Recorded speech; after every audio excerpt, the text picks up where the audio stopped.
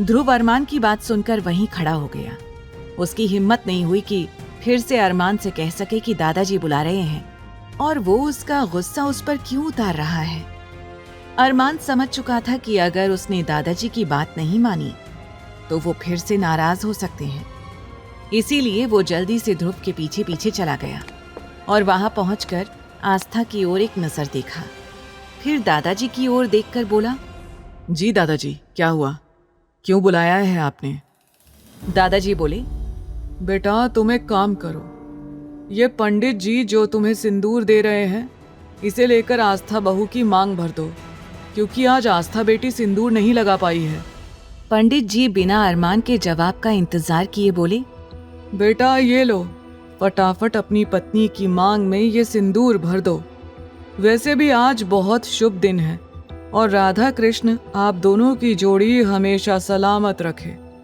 आप दोनों की जोड़ी बिल्कुल मेड फॉर ईच अदर लग रही है। ऐसा लग रहा है कि आप दोनों साक्षात राधा कृष्ण का ही रूप हैं।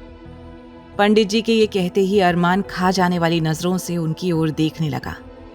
पंडित जी को लगा कि कहीं उन्होंने कुछ गलत तो नहीं बोल दिया। ये इंसान मुझे इस तरह क्यों घूर रहा है? दादाजी अब तक समझ चुके थे कि पंडित जी अरमान की नजरों से थोड़ा असहज हो रहे थे। वो जल्दी से बोले, अरे बेटा खड़ा खड़ा मुंह क्या देख रहा है? चल देर हो रही है, फटाफट आस्था बेटी की मांग में सिंदूर भर दे। दादाजी के ये कहते ही अरमान ने सोचा कि बिना सिंदूर भरे शायद ये लोग उसे यहाँ से जाने नहीं देंगे। इसीलिए उसने पंडित जी के हाथ से सिंदूर लिया और आस्था की ओर देखते हुए झट से उसकी मांग में सिंदूर भर दिया। फिर बिना कुछ कहे वहां से उल्टे पांव बाहर लौट गया। आस्था की मांग में जैसे ही अरमान ने सिंदूर भरा, उसकी आंखें तुरंत बंद हो गईं। कुछ सिंदूर उसकी नाक पर भी गिर गया था। ये एहसास आस्था को बहुत अलग सा लग रहा था। उसे ऐसा लगने लगा मानो उसकी जिंदगी अब पूरी तरह अरमान की हो गई हो।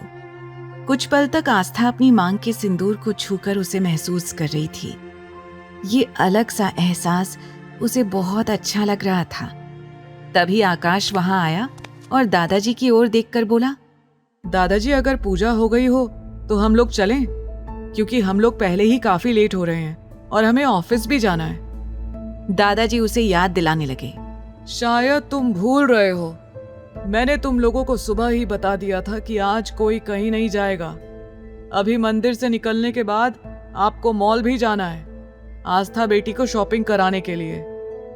दादाजी की बात सुनकर आकाश चुप हो गया और बोला, लेकिन दादाजी मुझे नहीं लगता कि अरमान इतनी देर तक रुक पाएगा। आप तो उसे जानते हैं ना। दादाजी आकाश से बोले, तुम लोग चलो, मैं आता हूं। मैं भी देखता हूं कि वो मेरी बात कैसे नहीं मानेगा। उसे तो मेरी बात माननी ही होगी। अगर उसने मेरी बात नहीं मानी तो मेरे पास उसे मनवाने की ट्रिक है। दादाजी आकाश की ओर देखकर मुस्कुरा दिए। आकाश दादाजी को देखकर सोचने लगा, पता नहीं डेविल किंग का गुस्सा कब दादाजी पर फट जाए। दादाजी बार बार अरमान को जिस तरह से ब्लैकमेल कर रहे हैं, अगर कभी उनकी झूठी बीमारी की भनक लग गई तो ना जाने अरमान क्या करेगा।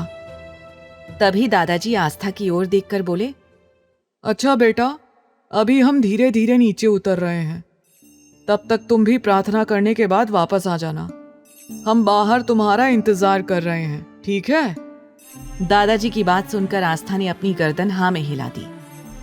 दादाजी के जाने के बाद आस्था ने प्यार भरी नजरों से राधा कृष्ण की मूर्ति को देखा और दोनों हाथ जोड़कर प्रार्थना करने लगी। वो बोली, हे भगवान जी, हमारे राक्षस पति परमेश्वर से हमारी रक्षा करना। आस्था के ये कहते ही पंडित जी हैरानी से उसकी ओर देखने लगे। भले ही आस्था ने धीमी आवाज में बोला था, लेकिन पंडित जी उस वक्त वहां मौजूद थे।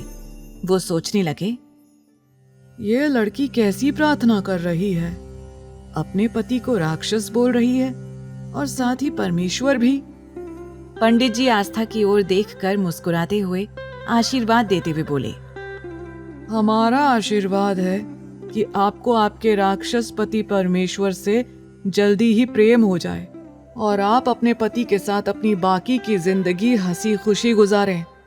आगे की कहानी जानने के लिए देखें अगला एपिसोड सिर्फ पॉकेट एफएम के यूट्यूब चैनल पर। और तेरे इश्क में के सारे एपिसोड्स को सुनने के लिए डिस्क्रिप्शन में दी लिंक से डाउनलोड करें पॉकेट एफएम ऐप।